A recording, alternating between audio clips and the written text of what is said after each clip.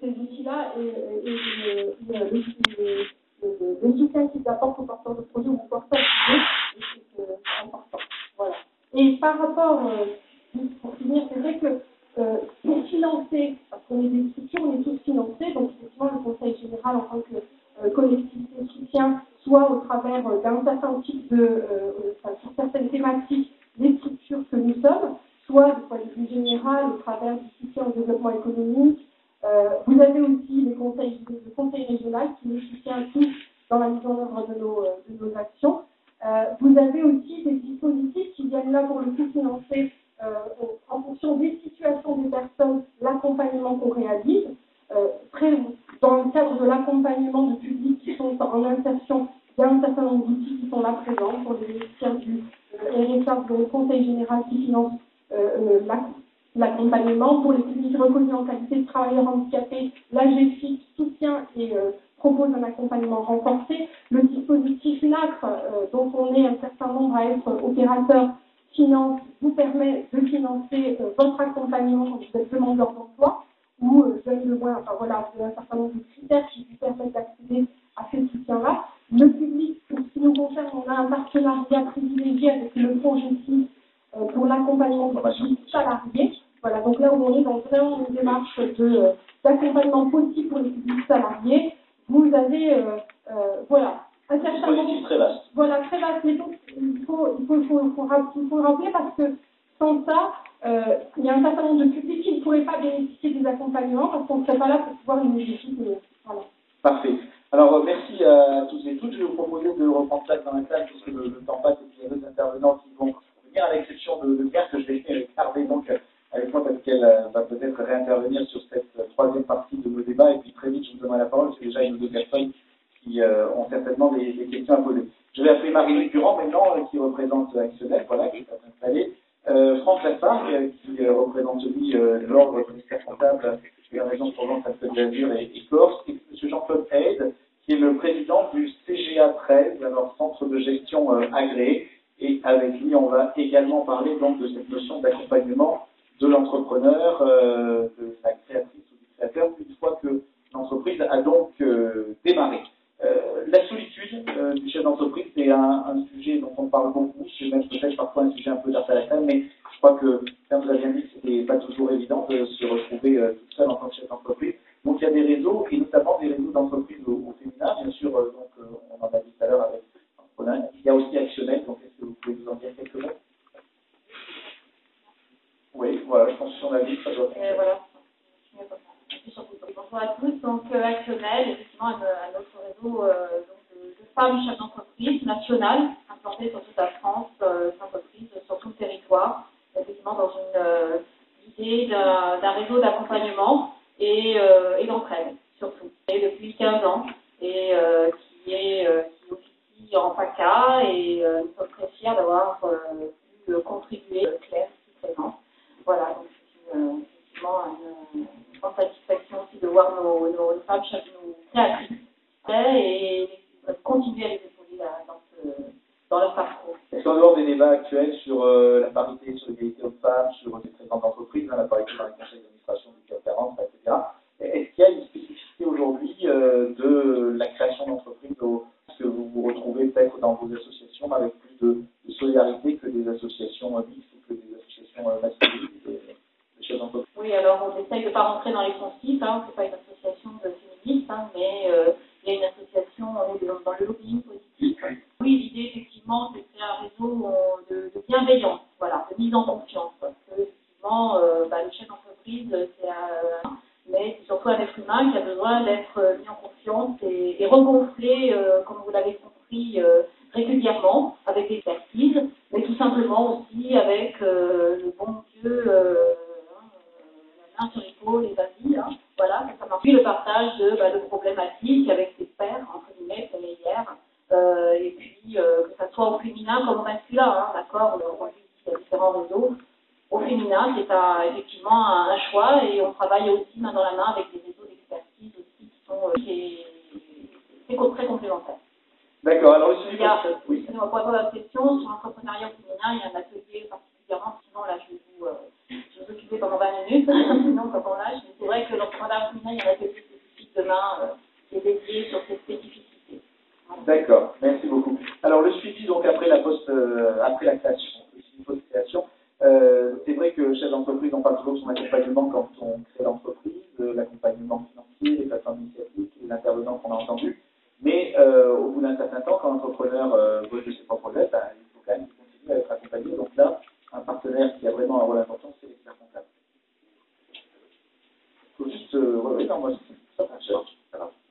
En effet, on a parlé jusqu'à présent d'un accompagnement assez important. Au bout d'un moment, le chef d'entreprise décide de la formation de voler ses propres ailes. Et là, il se trouve confronté à des obligations juridiques, à des obligations fiscales, sociales, et puis à des problématiques de trésorerie, par exemple, qui font qu'il peut, en étant la tête dans le guidon, en étant axé sur la partie commerciale, technique, managériale, il va se retrouver dans une situation critique avec le connaissement de tous, judiciaire, liquidation. Donc, c'est vrai que l'expert comptable a un rôle dans ce cas-là, de l'accompagner, de lui proposer des situations pour lui donner une vision continue de sa société et puis pour l'alerter sur les risques qu'il encourt en faisant telle ou telle option. C'est un partenaire au quotidien, expert comptable pour toutes ces opérations évidemment d'ordre financier, gestion et tout. C'est aussi quelqu'un qui est quand même dans la stratégie. Vous pouvez dire au chef d'entreprise, en regardant ce qui s'est passé l'année dernière, je pense que tu devrais vous orienter de façon. Vous avez aussi un conseil en stratégie pour des gens qui, comme on le dit encore, sont vraiment sur le quotidien. On a ce rôle-là et on a cette demande des chefs d'entreprise. Donc nous, on travaille à partir de documents financiers et à partir de ces documents financiers, en effet, on peut voir qu'une stratégie développée n'est pas la bonne du tout et qu'il faut s'y orienter vers l'entreprise. Donc on a la capacité de pouvoir orienter l'entreprise, au moins de lui faire des propositions. À vos côtés, Jean-Claude Hess, donc, qui va nous parler des centres de gestion agréés. Alors peut-être rappeler très rapidement ce que c'est un centre de gestion agréé, même si les choses évoluent, parce que maintenant on va raisonner en termes européens, pour tout ce qui concerne la fiscalité des entreprises. Oui, mais bonjour. Un centre de gestion agréé, c'est le CGA13 en l'occurrence, que j'ai l'honneur et le plaisir de représenter, est formé de 7000 adhérents. Nous sommes un centre de gestion agréé, donc assez important sur le plan national, qui est formé essentiellement de commerçants et d'artisans, et pour lesquels, si vous voulez, nous intervenons après la première phase de la création, puisque nous allons émettre, si je peux dire, un avis, mais non pas en tant que conseil, mais en tant que constat, vous fournir une série d'indications, une batterie de ratios, une fois que nous aurons reçu votre première liasse fiscale, c'est-à-dire votre premier bilan.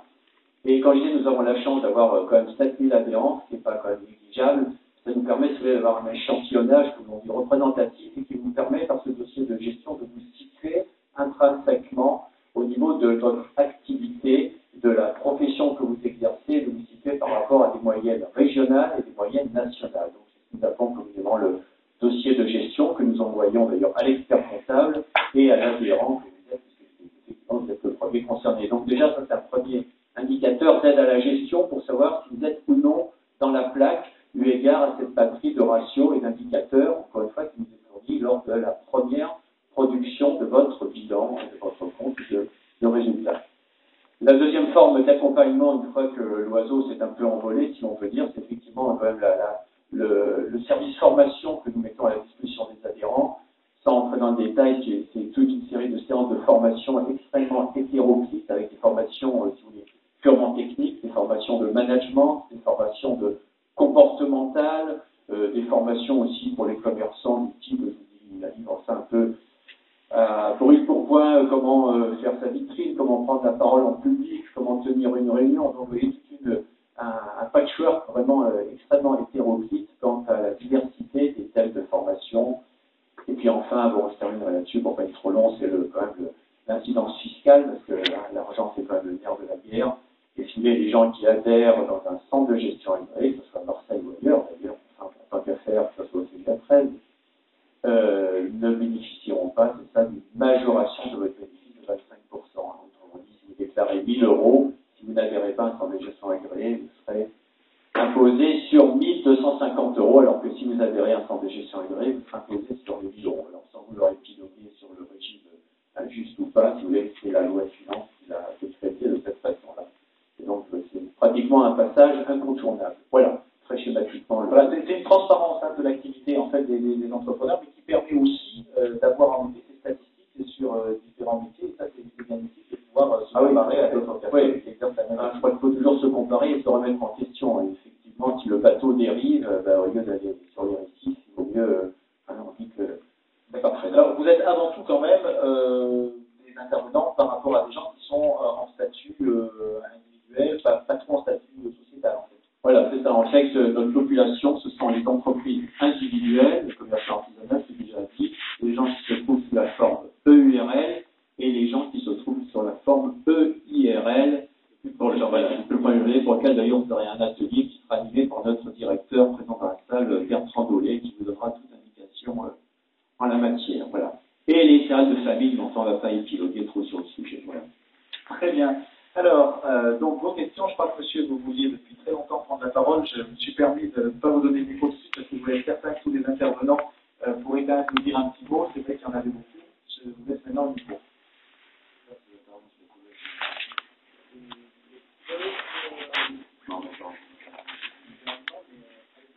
C'est pour demander sur le financement des couleuses et la participation des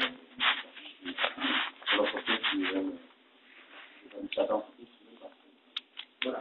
On va vous répondre, je vais vous répondre pour les BGE, hein, je ne comprends pas. Sans parler pour le coup des couveuses, je ne suis pas une couveuse d'entreprise, mais enfin, on les connaît bien, puisque sont partenaires sur un certain nombre d'actions et de réseaux. Les couveuses d'entreprise, en fait, elles sont financées par des collectivités.